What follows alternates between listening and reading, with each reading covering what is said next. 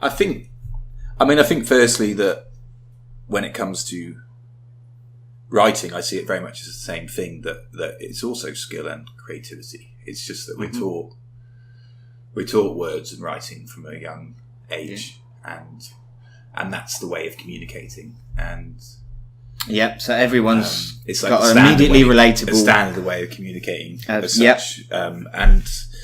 But art is also quite an established way of communicating. But sculpture, I think sculpture's a very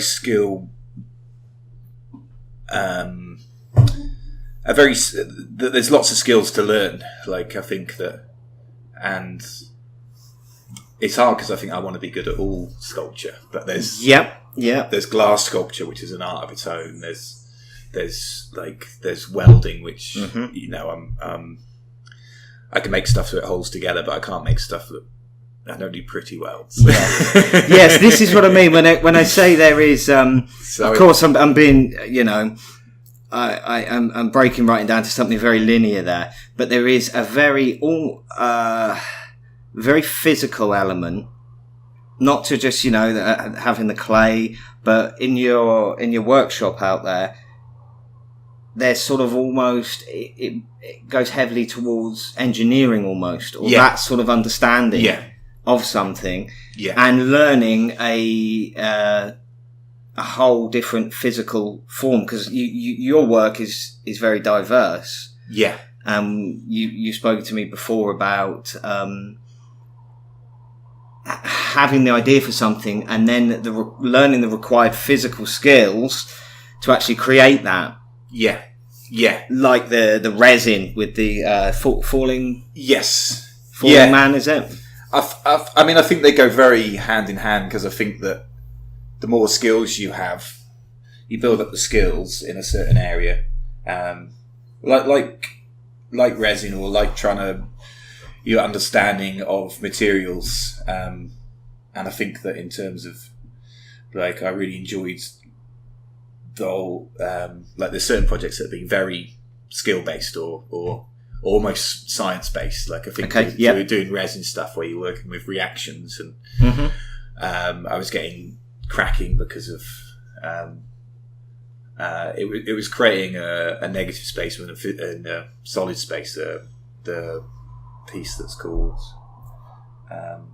Falling, and it's a figure that's sort of in solid resin. But the figure is an empty space. I will show a picture of that as you're talking about it here. So and that get exact idea. And with that resin that I used, there was all kinds of different ways of doing it, but the way I found was really using the lost wax process, which you're using bronze casting, but using it with resin to make a figure out of wax, contain it in resin and melt the wax out, and then build up the layers. But the resin is thermodynamic, I think, or what's it called? So we will adjust a lot to temperature. It heats up from the inside out. Okay. So so it's very hard to cool the reaction, but you get cracking because the heat builds up and up and up, because of the more heat, the quicker the reaction. Which you weren't after. And you wanted clarity. The cracks were quite nice, but there's kind of that thing of like, I want the control. I want it to look how it is in my mind. But then the more... I don't think you have to be... The more I found out about resins, the more that opened up new ideas to making other sculptures. But I think really it feels to me like the creativity drives it. Because I've always felt that but then I think my dad's made it very possible. I think I've got this thing that my dad, not sure he said, or just a kind of ethos, I guess, that I feel that he sort of taught me, was that if you can imagine it, you can make it. Absolutely. You can find a way. So I've always chased that thing of having the idea and then going, right, how can I make that? And then I think what happened with that was my ideas became very much centred around figures, the human form. But my skills for making and I went to Camberwell Art School, and that was very much ideas. It was all ideas. There was very little teaching about technical process and then I went to the art academy, which was much more skill based. Okay. I mean, ideas were still important, but in a different way. And I think I sat between the two because I think some people work and they will not really sure what they're after. Yes. So how much of it's sort of how much of the of an idea do you find is just that tiny little kernel of it, and the rest can be built around that? I'm just currently a few chapters into writing my first fantasy novel, and I knew I had this small kernel, which was going to be a family drama. Ultimately, that's what it's about, and everything else will just build as it needs to build or not. Around that, and it sounds like quite a similar process for you there, as you have the idea, and then you're learning. And you're learning a new physics, learning about resins, and then as you learn about resins, that alters what you can achieve. And absolutely. And it builds in your head. And I think some ideas, when they're there, but I don't quite know how to say it or the right way to say it. I'll think about it and occasionally visit, and then is that a joyous little moment? That I can't quite figure why I'm onto something here, but there's something about I'm that onto it. Yeah. Oh, absolutely. Yeah. There's and you're sort of like, yes, this is, and even when I think someone's in words, like it's been, I don't know, sometimes years after making a sculpture that I've really feel like I've expressed it in words the way that I want to say it. But it's a different way of communicating, I think, and sometimes you can get at different things just as. I do find that as I've understanding a bit more of the background of where some of my sculptures have come from and looking at it, I like the almost physical trail that you leave behind, and I think that's quite just from where I interact with the arts. Oh, that's a really nice, different. I can relate, but it's an almost physical process that you've got of resins and if you could, I found particularly and quite cathartic. I think the Broken Man piece. There was something. Yes, I was going to ask if you could just explain the process that you went through there to get to because I think that was really, I think very much what was going on for me emotionally was going on, or emotionally and physically. And I think because I've had my physical difficulties with muscle pain and fatigue but also I've been very sporty, and I did grade 3 ballet as a kid, and played for Shropshire in basketball, and there was always this physical way of expressing myself as well as an artistic way, and sort of, I suppose for me, sculpture brings those two together in many ways. I think that's a nice explanation of it. And I mean, the Broken Man, I'd made a small one that was yay high, 12 inches or so, and but it was when I was less skilled, and it was still nice, but it didn't have anything that I felt that it really. I think that's the idea that I sort of realised when I sort of had the skills to make to make him life size. That it really needs to be life size for the impact, for that balance between power and fragility, of being sort of broken, but also having this strength to put yourself back together, and sort of the questions of, are the cracks? Do we ever really get rid of the cracks? Yeah, it's incredibly thoughtful piece. And Having not seen it when I first saw it, and it's like a lot of your work, you actually take us on a really nice narrative where you kind of help answer the question. You're not just leaving it to interpretation. There's a nice, this is where I'm taking you. And it's so apparent in that particular piece. Even though my first thought when I was looking at it, oh wow, it can be either coming apart or putting back together. But then as I look more deeply at it, you go, oh no, he's putting himself back together. But it's quite clear, but at the same time, it's almost an infinitely deep piece. I think you hit the nail struck it so nicely there. And in many ways to look at, it's quite simplistic. He's not overly beset with lots of features. Yeah.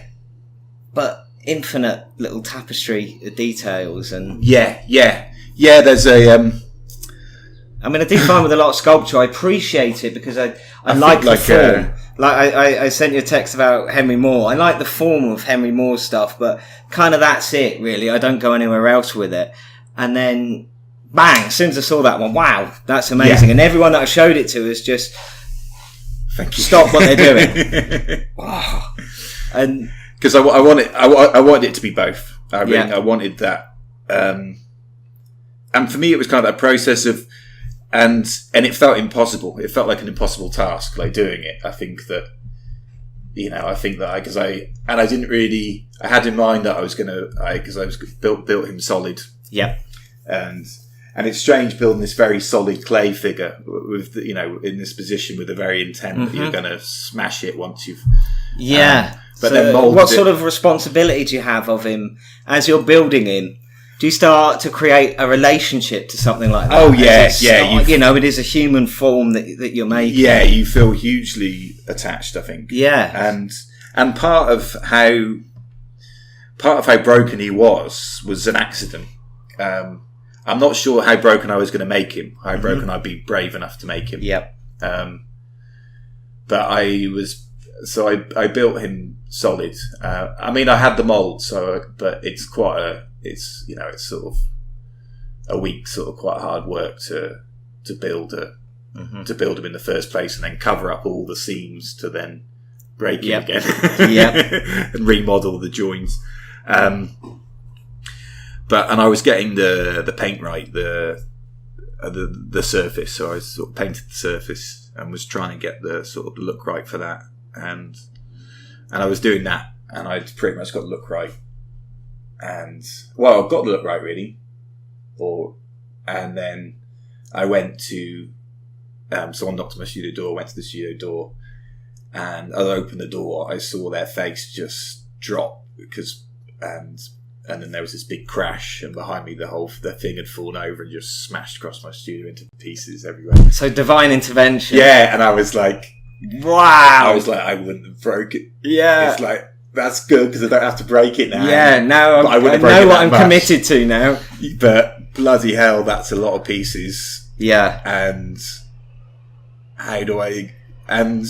but then the process put back together was very much a sort of a belief that if I just kept going, that it would happen. Yeah. And it was kind of, it felt like I was rebuilding myself at the same time as rebuilding the sculpture, which I hope sort of went into the sculpture. There was a sort of determination of me to put him back together. Absolutely. To make him whole again. I can't imagine doing something that human in all the ways of meaning that, and not building a relationship with it. Or applying to it, or having it be a mirror to you. Oh yeah. Like there's quite a few pieces that, I think when I first finished them, my price is way up because I'm sort of like, I can't get rid of this yet. I need to live with it for a little while because I can't. Yeah, I can't say goodbye yet. And I think even though I said to Anna, God, it must be a dreadful shame to sell these pieces. But they're recreatable, but they're not the same piece. If you know what I mean? And I think there's even within my editions, there's there's the Broken Man piece, which is never going to be the same twice. Like I'm moulding him from a solid and then break him into pieces. So and he's never going to be stuck together the same way. He's never going to have the same quite feel to him because, and some of the angles are going to be different and all kinds. But then as I'm doing it, then it becomes a very creative process, just gluing him back together. And sort of cathartic elements to that? Or under perhaps not, because the focus must be so great. Is it like a meditation on something? You're somewhere very different. Like an archaeological dig, like, go around my studio and just sorting into trays and things. Yes, could you take me through I think that's a bit of the head. Where'd you go from down he comes and crashes, you close your friend's mouth, how do you then begin to put him back together? What do you... I think larger pieces. I reassured them it'd be fine for quite a while when I think I was really trying to reassure myself that it would be. Finding the bigger bits that are very identifiable as this is a bit of the head or the leg or and there was a couple of bits that weren't all that broken. So I think at that point, no, I didn't. I broke those a little bit later on. But I did do another one. So there's two in the world. There's one out of a hard plaster, and there's one out of a jasmonite, which is really a hard plaster, but it's more of a. It's just it's tougher, and you can go thinner on it. Okay. But both are quite different, and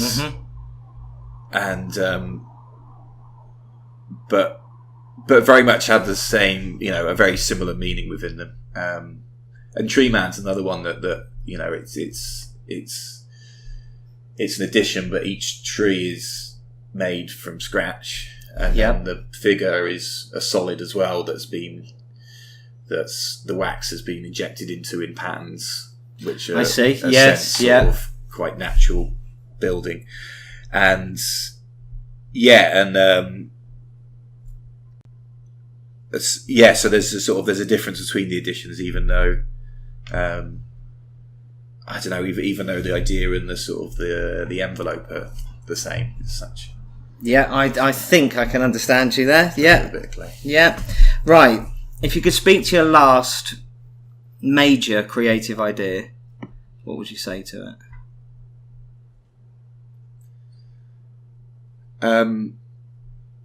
The last big creative idea I had in a book, and that's recent, the last week, was that instead of having some sort of fantasy thing, some sort of demons, I've decided to have these kind of biomechanical cherubs. Yeah. And it came into my head, and I thought, like you do ultimately with stuff, that sounds cool. I'll go with that. Yeah. But now you're like, right, I've got to get into cherubims and seraphims. I've got to go and do, and it's like, in a different way, you've got to go and learn the skills of doing that. I've got to go and do a load of research there, get the context of them right. And as I often find with ideas that I have, I'm pleased that they're there, but they're almost like, I didn't have time for that already. Yeah. But then it always seems to be a catch up. No, absolutely, because I think one thing that I've been, because I'm finishing off this piece I've been working on, not constantly, but working on for 5 years, which is 2 life-size figures, and they've each got an extra set of limbs each. So they're highly modelled. I think the most sort of surface modelling I've done on anything. Okay. So I sort of really pushed my skills in that way to do it, and so I'm finishing that off. But I mean, within that, I've had so many different ideas to do things. But I think the one thing that's really stuck out for me is this. It's this idea that's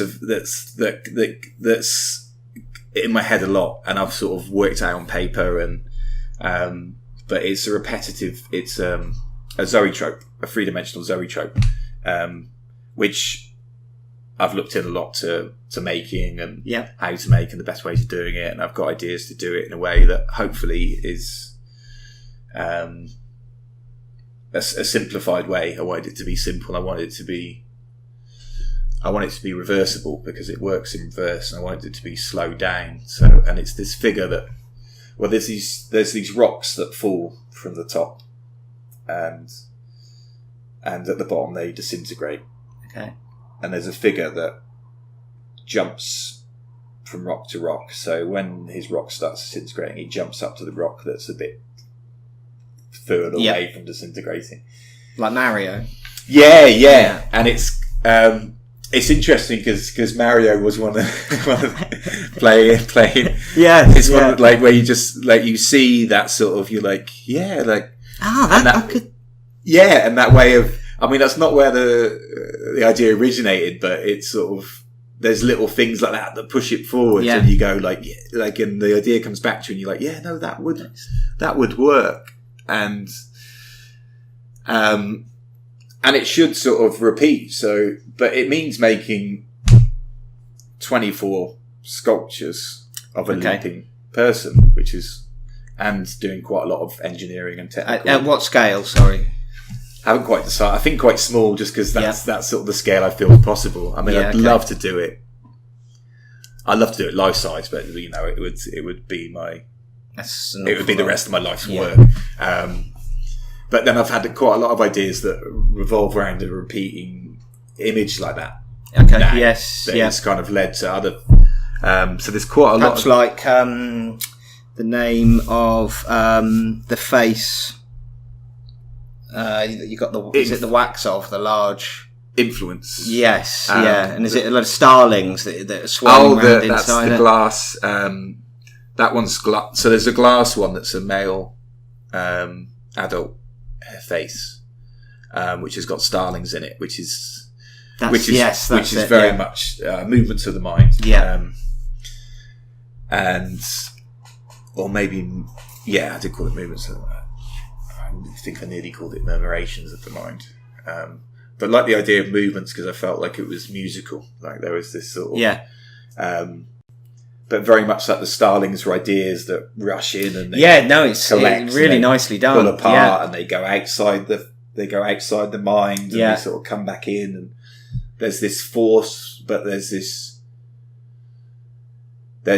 massive piece to this quite sort of overwhelming experience of these thousands of birds all connected, rushing and all part of one but individual at the same time, much like thoughts in one's brain. It really made me think of when I used to work at the concert hall. You'd have like a 100-piece orchestra down playing or something, and it's got, as a piece, it's almost got like a lot of sound to it. It really drew me into like, it really makes you think of being in the concert hall. You can imagine this sort of like bum bum bum bum bum bum bum bum. Absolutely. And there's a piece I did for, but I was young then. You're not allowed to say that. About sort of 20 or so, something along those lines. And I did.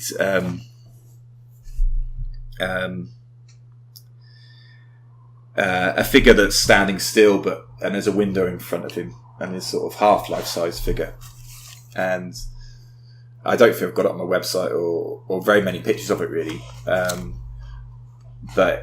it really needs a video or to be seen. But it's got a light that goes on an arc that goes, and it was working with an orchestra. Worked with the South Bank Symphony Orchestra. Okay.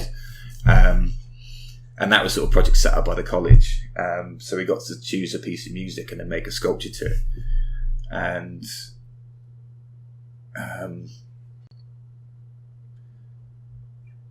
what was it called? Air on a G. I want to say Air on a G string. That sounds. That's that'll do. Not quite right. But probably better. But something like that. But this beautiful piece of music that kind of feels like a day in 3 minutes. Okay. So then you've got the light that arcs in a day in 3 minutes, and the figure that just stands there as the light of the window sort of passes over him. And there's a sort of bit where the piece is played at reasonably the right speed, that when the light sort of first starts to hit him, that's when the sort of piece kicks in, and there's this sort of, and then it sort of slows down as it sort of passes him. But I like the motion of time, but that sort of repetitive or one really to sort of talk about and describe that repetitive cycle to so many things, to life, to life and death, to the way that we think, to the way that so many things work within the universe, mentally and physically. I would say those are things that stand out quite clearly with your work.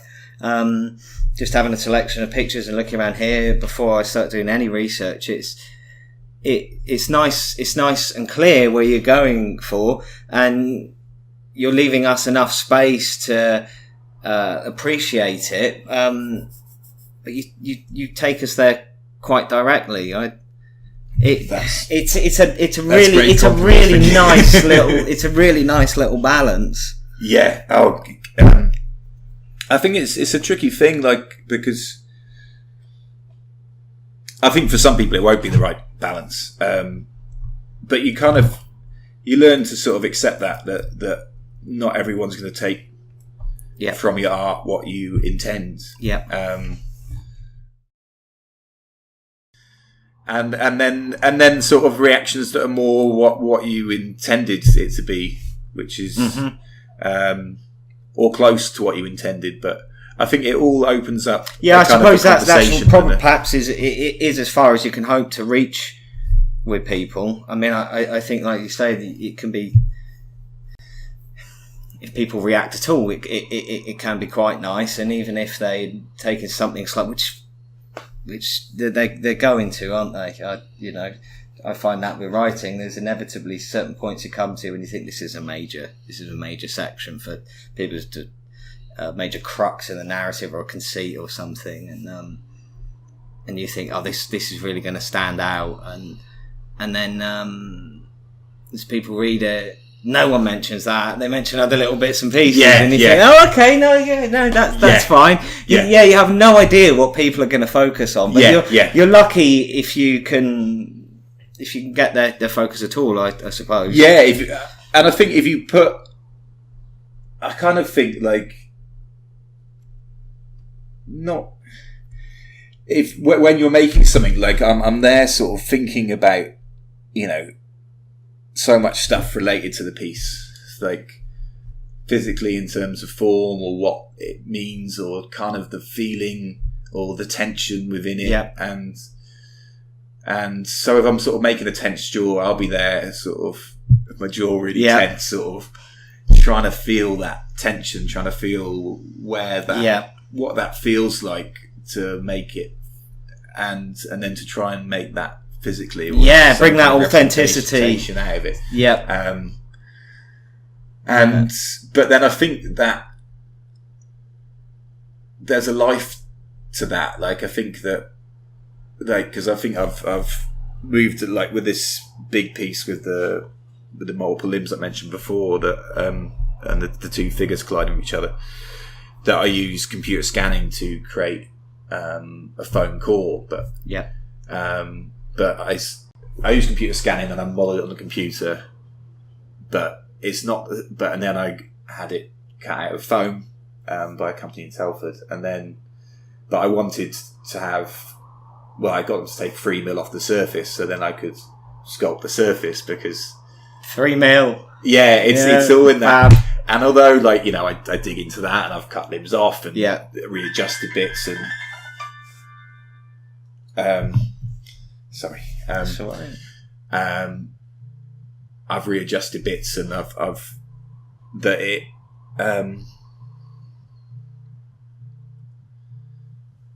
What are we talking about?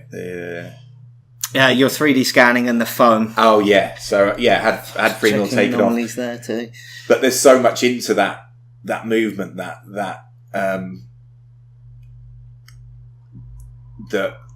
there's an expression in just that 3 mil that you can put in, that I don't feel that. It's not that I don't think machines are capable of, but I don't think they're capable of putting feeling into that yet, or that sort of micro sort of. But you're so many different thoughts go into how you put on just one bit of clay, and then and each touch, probably a million touches, or something crazy. Yeah. And each one of those, you're thinking about. You're thinking about the piece and what you want it to say and what you want it to do for people. And I think even if they don't read it in the right way, that comes through. That kind of the effort you put in, gives people they give it more effort. They give it mentally more effort because in return, yes, yeah, because they'll admire it on one. Hopefully admire it on the skill-based level. Yes, I think they're wonderfully authentic and pieces. And then the idea sort of comes through and you say the idea in the best way possible, that there's a mix between those sort of two, which is beautiful. So within that. And it takes a little while, and odd little things come along, and sort of running into them again. Oh, brilliant! Yeah, absolutely, yeah. And all like running, sort of. Yes, and one thing then leads to another. John Bowe's doing that, and I must look up with George. Yeah, you just go like, oh yeah, I'm really glad that, and I think with me, like there's a friend who he's just moved, but not all that far away. But he was just up the road really, and used to BMX, and I used to skateboard, and we used to hang out together, sort of, over about 15 years ago plus. Bit longer really, from sort of just end of school for a few years,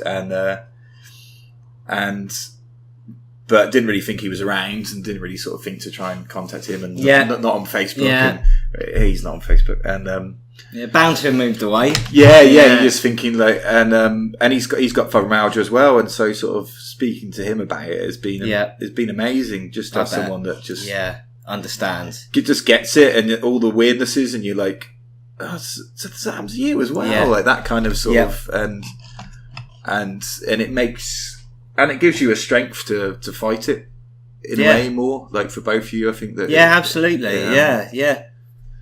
people do. Support helps a lot, doesn't it? And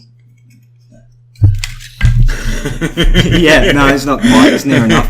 Now I'm going to check. That's okay. There was something I wanted to get back to.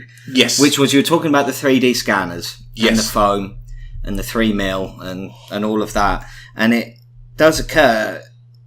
I mean, I might have said this already, but everything seems to be a tool. Yeah, a potential tool with sculpting. Yeah, which is kind of, again, from where I interact with the arts, that's a different.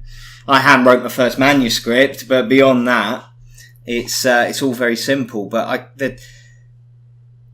the requirement, I suppose, or maybe it's just habit after a time of seeing a tool in anything, or seeing that something. I'm going to have a go at explaining that better. It's made me think. I mean, I'm not using using computers as part of the process. Working with other people on the phone. There seems to be a huge diversity of different interests or awarenesses that you must have in order to see. Well, like the starting head being made out of glass. Like I think I looked into doing it myself. Realised that I needed someone who was a specialist in glass to see this. To help. Did you consider it? Was that off the back of attempting to do it, or just quickly? I think looking into it and realising that I needed a gigantic glass kiln. Okay. And to get a big glass kiln when I didn't really know what I was doing was I just wanted to do it, of course, but slowly persuading myself, and others persuaded me that it wasn't helpful. Did you want to do it for the fun of doing it, or the having the control over it, or a little of? I think a little bit of both. A little bit of just having the journey of doing it, because just learning to do something, having Or like, I mean, the whole thing. If you do it yourself, it's more. Yeah. There's more of a reward, definitely. And I find it interesting because, again, you've been at this a while, so you've approached and learnt a lot to work with a lot of new different physical dimensions and forms, and there's a great, or maybe it's just like learning another instrument for you at this point. Once you've learnt to play 2 or 3 instruments, oh well, yeah, I can learn to play that. Yeah, it's interesting that, because I think there is an element of that the more things that, like, it gives you confidence. Like if you conquer a certain, I mean, much like I sort of enjoy skateboarding, but there's an element of it's taking a risk and it pays off, and that's rewarding for the brain, and particularly rewarding for some people in the brain. That there's a lot of that I but then I feel that if you don't,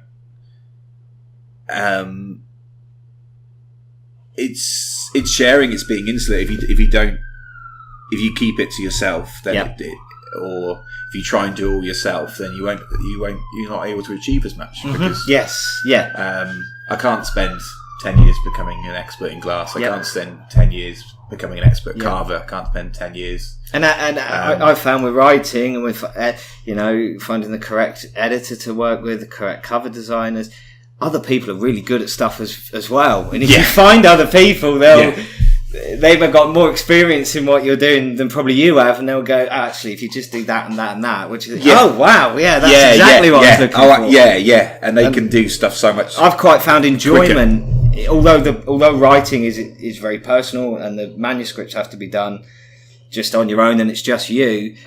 Involvement that I've had with other people has largely been really positive, and when I talked to you about it and we speaking earlier, it's clear it's a bit like you say, it's a journey. Oh, who am I going to get to do this? Yeah. I'm going to phone up that glass place in London or something. Yeah.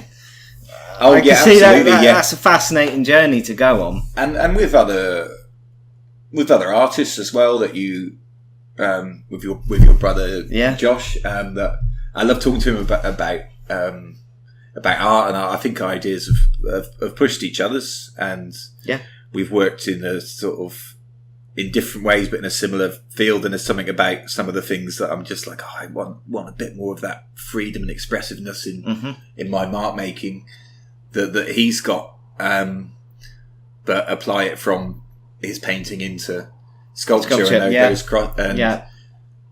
but the same with and then there's Nick Alfick, who I talked to on the phone, and it's kind of like mine's a link sometimes that our lives sort of go on quite parallels, even when we don't speak to each other for a couple of years. You're still you're still like you're just like, oh, you're the same as me, but bigger. I mean, brilliant. So it's and that really pushes that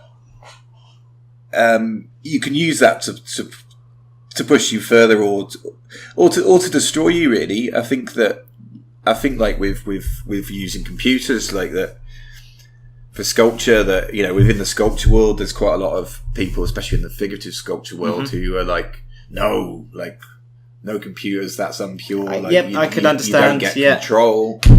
You don't have as much sort of and it is sort of but then you can be endlessly creative if you use it. It can give you more control. And it can get you closer to what you want to do. And I think with doing two figures that are in the air, sort of climb each other, and that to do that, I sort of thought, well, how would I do that? It wouldn't really be possible without it. It's sort of, the idea came to me partly because of the scanning, because I sort of thought, well, it would be possible if I had, if I had access to two people that I could basically employ to be my models for 2 years. But even then, like, how are they going to hold positions that really people only have to hold for a minute? And on the scanner, I can look round it all and all the framework is already there. And I mean, I could work that stuff out, but it's like, it's time wise and quality wise. Like, it's like, could I get that? And I think the time thing alone and there's is... and you can add other sort of, like you said about weaving, and you can add another narrative along with it, or you can, you know,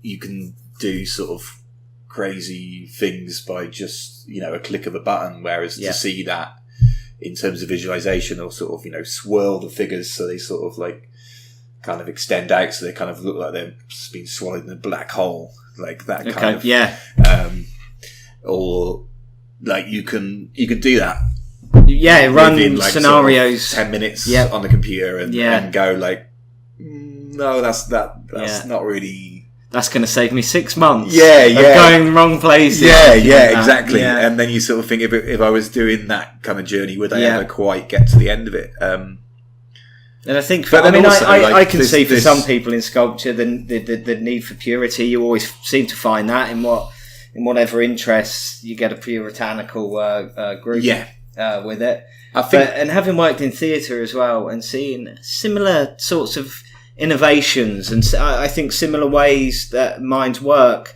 when I speak to you, that remind me of people like theatre set designers and stuff like that, and like, if we use this and that, that'll not only will it work, it will make it look really fantastic as well. And we had the dancer Akram Khan was down one evening, and all he had for a set was foil, thick foil. It was maybe about 15 or 20 feet across, and it went up to the rafters and we hung it there. And so, what are you doing with that? And then we had to start at correct positions folding the foil, and it folded quite nicely. And he thought, that looks quite nice. As soon as the lights came down, you put some uplighting by it. It just turned into a mountain range, and you could see it, and you're like, wow! Yeah. Just that thick foil. Look at that, some lights, and I like the mindset, and I think yourself, you have that sort of thing, and it's fascinating to me, because stuff must be going off everywhere where you're thinking, I could use. I could use that. I could do that. I think ideas wise as well. Like, I think sort of with the figure jumping from rock to rock, I think you can look at it as,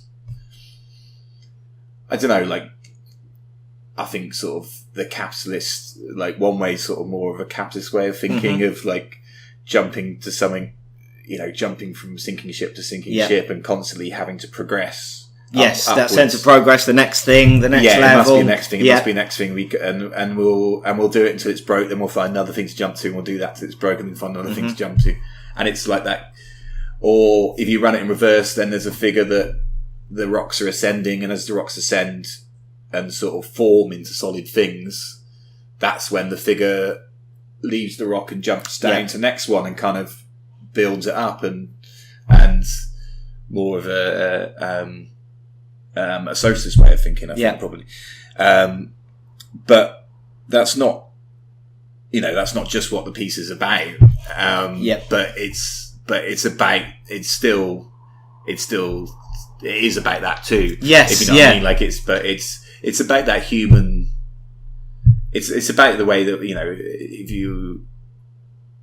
do you build things up or break them down? Are you constantly looking for the next, like, green pasture to run to, or the next planet to take over?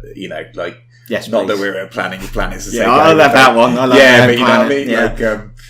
But it's like that sort of, we've got this planet here that has got everything we want, but we're now searching for other. I think you're right. And I can totally understand. I mean, I'd love to be a.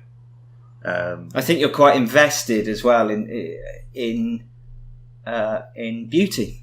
Yeah, and in form, and I really enjoy that.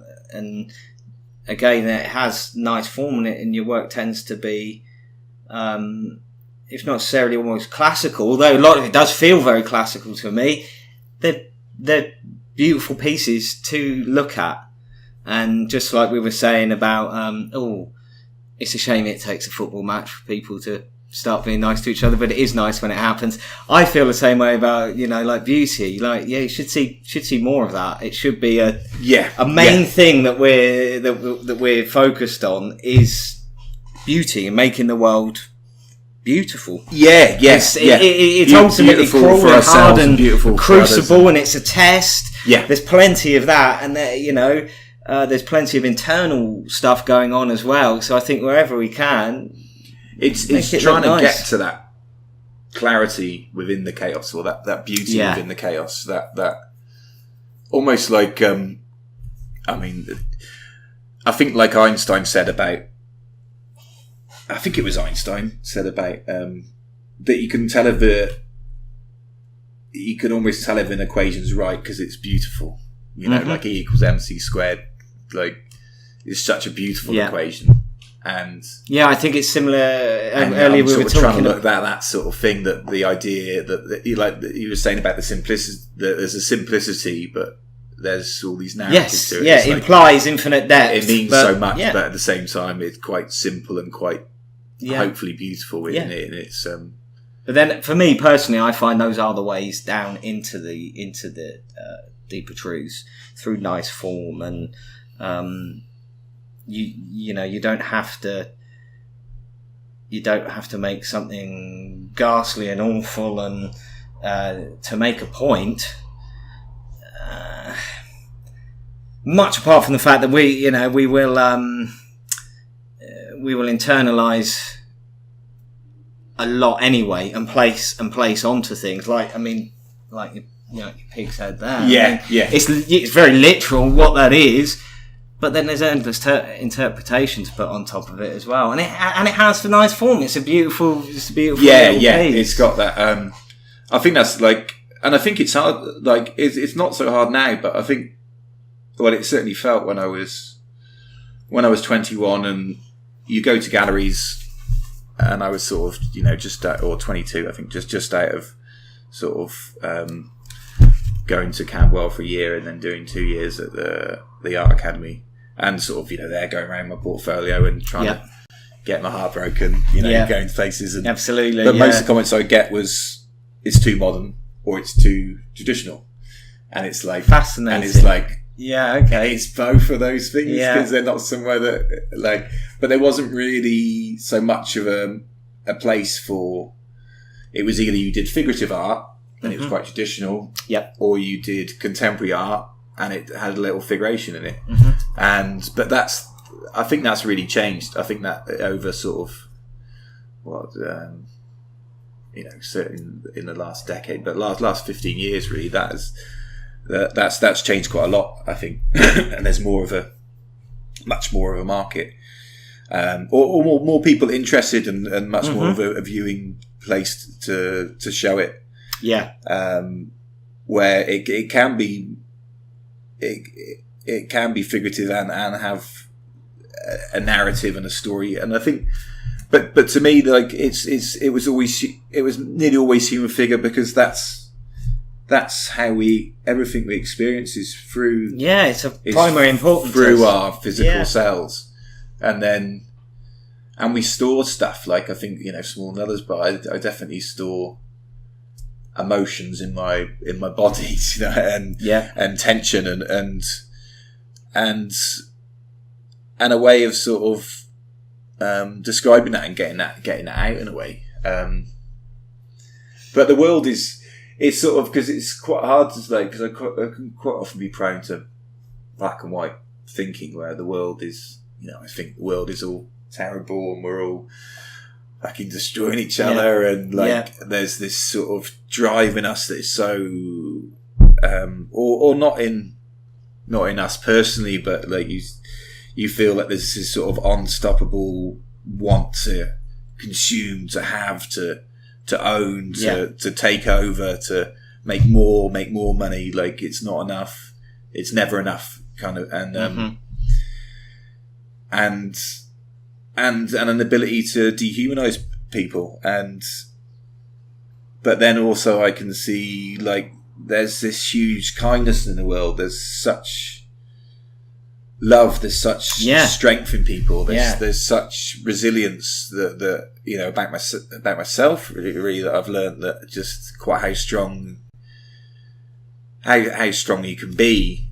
Not saying that I'm like no, I understand. You know what I mean? Like I sort of surprised myself that I've kind of tolerated so much or survived so much and still can see the beauty in it. Yeah, you know what I mean, yes, yep.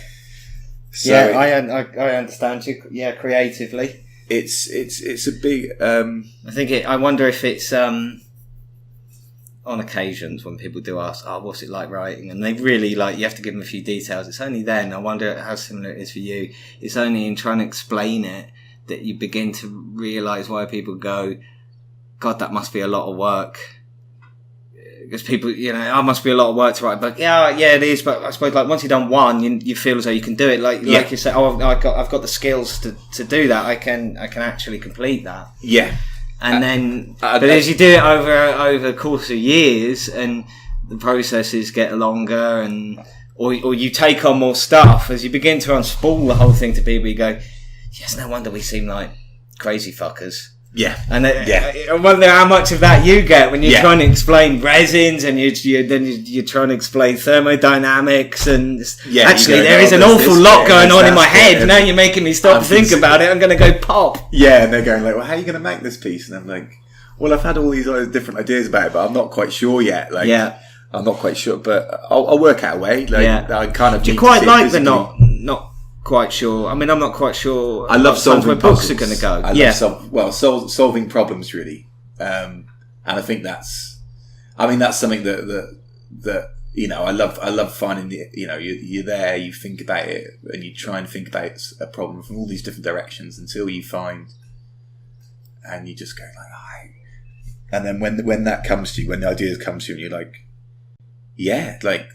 that might work, and then you try that, and I think someone's, is with the resin stuff, I kept doing that for months, and I would be destroyed because it didn't work, and then I'd sort of rebuild, and I kind of think, oh, maybe I could try this, and I'd try that, and it didn't work, and I'd be even more destroyed, but then you find a way that it does work, and then you're like, you're going to get that as you're doing it, as one is destroyed, and there's obviously some amount of despondency, but there's still the faith you're going to get that. That you're not going to quit on it. You're going to get that right. Or is that more through, do you know what? I'm just going to keep coming back. I'm going to keep trying, and I will get this right through a process. Compared to how much of it is for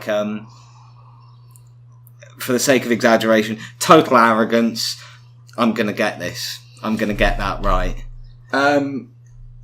Perhaps more of the first, if you're talking about puzzle solving and stuff. Yeah, I'm going to keep going, right, a bit less of that. Yeah, definitely. I think definitely. But so it's kind of a mix between. I think talking to a friend years ago, a friend I mentioned, Nick Elphick, about what it is that creates a good artist, and you sort of think a little bit of arrogance. Mm-hmm. But too much, and you just become complacent. Yeah. But you kind of need a bit of blind belief that you will find a way to do it. Absolutely. But then doubt, because otherwise you won't question things and better anything. But I think, not too much doubt, otherwise then you wouldn't do anything. So that sort of mix between, and I think I get ups and downs of going I can do that. I'll find a way. But kind of also a sort of. I think over time that you start. It used to be a month was when I was sort of at college working on a piece a month to finish a sculpture was forever, and then it slowly extends, and then you're sort of I've been working on this one piece, and but I think there's times I doubted I would finish that, but that was really for health reasons rather than. Although I bet those doubts would be there for some other reason. It seems to exist with the slight amount of arrogance, or the blind belief. It seems to be its counterpoint for most people within the arts is a certain amount. There's doubt and there's strength, but between those, we'll come to a meeting point, and I don't know to what extent you have to sort of relent to what you're doing. To what extent do you relent to the resin, that it's almost your master, its properties are your master, and are you mastering it, or are you relenting to ever deeper layers of it until it kind of lets you in? And I think it's like you're discovering more about it until you unlock it. Yeah. Like, and until you find it sort of... But that's fun to do, isn't it? But like you said about instruments, like you find the nature of resin, and you find the nature of, like, there's different types of resins, and you kind of work out what the process is and what that process means in terms of chemistry wise, and how you can control that process. And then you can, and then that does open you up to a lot of different materials and processes as well. And then ideas come from that. And just like anything, like this is one of my tools, which is just a straw, and the straw does shoelaces. So with a straw and a point at the end, it was the right thing for a certain scale to do shoelace holes. See, that's the mentality that I mean. It's just, but it's just like, that would be right for that job. I can see your dad doing that as well. Oh, absolutely. I can see a lot of your dad. It's just unspooled from you there. That. I mean, it's tough for organisation, because you just think, like when you put stuff, like there's lots of things that I put aside and think, that would be really useful for something. Yeah. And it would be, but it's like I've got a lot of those things that are kind of crowding up my studio a bit. Can you... I wanted to say you always find the thing... Yeah, sorry, go on. Just in case I forget, but the piece Before the Fall, which is a figure doing that. Yes. About to leap. Yep. And that's very much about that creative. Well, it's not just about that, but there's certainly a huge element of that in it, about that creative process, about that creative leap, and about those leaps generally. Like if it's in art, if it's in skateboarding, if it's in life, that there's this kind of mix between, there's a confidence in this figure, like he's massively, he's ready to go, he totally believes, and he's got his flying goggles on, he's got a helmet on, which is kind of like a bit of like, well, he's being a bit precautionary. He got a tiny helmet on, but like really, like he's just leaping off something. So like, is that kind of from it's definitely, it's not a small ledge that he's on. You're not suggesting there's a 4-foot drop beneath him. Like he's preparing to fly or die. Yeah, he's there going to fly, but then it's like, but then there's this thing of like, well, he's naked, which is it's kind of classical, but then it's not classical because he's got a modern helmet on. So I think it goes with a slight almost cheekiness. Yeah. The cheek of it. Yeah. And he might just have enough cheek that he might be the guy who does it. Yeah. And it does capture that. You want to believe with him a bit. And absolutely. Even though you're kind of like, well, humans can't fly. The physics don't work. Yeah. But there's kind of like, is belief enough? But then it's called Before the Fall. Yeah. And it's kind of like, it's kind of that feeling you get before you realise that things don't quite work out, or but it's kind of the thing of, you take that fucking leap anyway, because you're going to do it, because you've got to take those leaps in life. And some they pay off and some they don't, but it's still, sometimes you just got to blindly believe a little bit in. And not in the religious sense, but I suppose in a spiritual sense, absolutely, in yourself, or in others, or in the good of the world, or in the the circumstance will come roughly right. And then if I go for it, there's like more an idea chance happens, that will happen. Like things, you find a way within a sculptural project to even when it's sort of, you're like, this is impossible. Why am I just smashing into brick walls again and again and again here? Why am I sort of doing this? And then you get that process back that's more, and then you find ways of doing it, and then you're sort of conquered, like you've or not conquered, like you said, you know, you've understood more. It's I mean it's deeply personal, but I don't think that's what you're asking, really. You're asking more about almost the physical process of it. I need to work with this bit of wax. I've just got to put the right amount of pressure in there for that to. There's a sort of Zen. Like, there's a sort of a very in some ways a very mindful state, or a Zen-like state, or a sort of, you know, a sort of in the zone type, where you're sort of you're trusting in, like, some of the in you, what you know, what you've experienced, that if you do this, it will just happen. It'll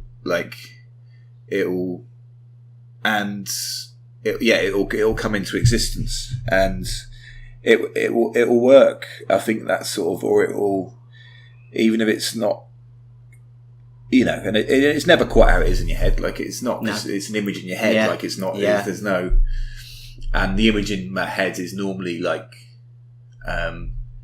you know, it's got quite that sort of, there's not just like one image. It's sort of like this sort of thing that could kind of go like that or like that. And absolutely. I've thought about those little things. And, it's like, you know, like, I know what I want to do, but really I know that I want it to be in this sort of area within these boundaries, rather than like, I want to make exactly how there's one image in my head and I want it to look exactly like that.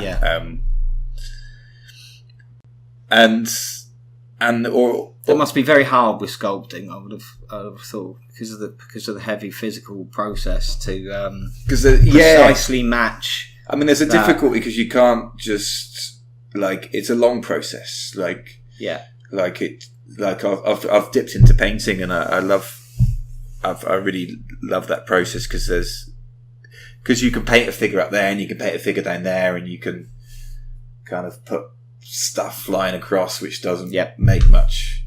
But then to do that in sculpture, it's like, how do I put stuff in the air that's next to that, and it's got to look right from different directions. And so there's more of a, but like you say, there's more of a building on process, where you start the idea and you think, right, how am I gonna, and a rough thing of what it's going to look like, and then you're sort of like, right, how do I do that, and would that add to the meaning? Would that subtract from the meaning? Or would that really go with this? Or like, no, I need to think on that some more. And I think things have sat there in the back of my head for, you know, years. And then occasionly something else, sort of a new bit of it. A new bit of it sort of reveals itself, and you're like, oh yeah. A little half-complete jigsaws in the back of your mind. I understand. Absolutely. Okay, well, that is fabulous. I think we've probably run into a reasonable amount of time there. One last question, yes or no answer. Should Dylan have gone electric?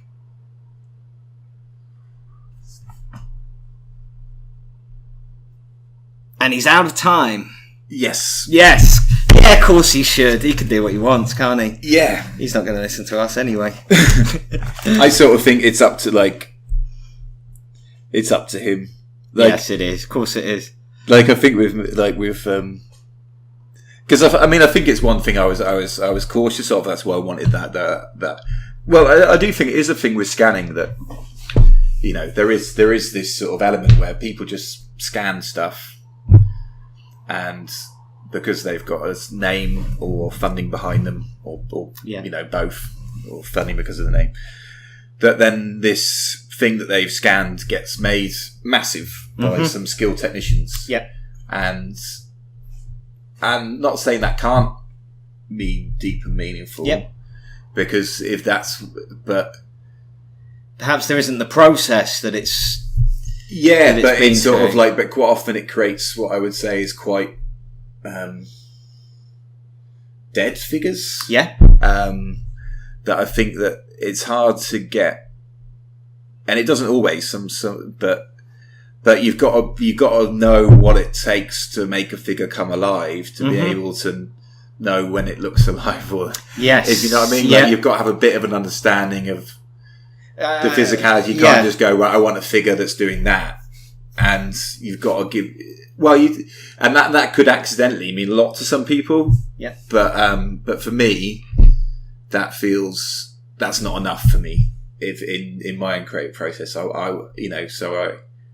I justify it to myself as well. I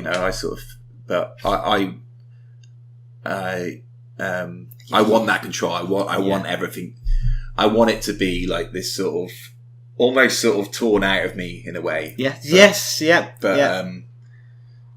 And it is like a part. It's a part of you that you've put so much time and effort and thought into that, and you're trying to capture something that goes beyond.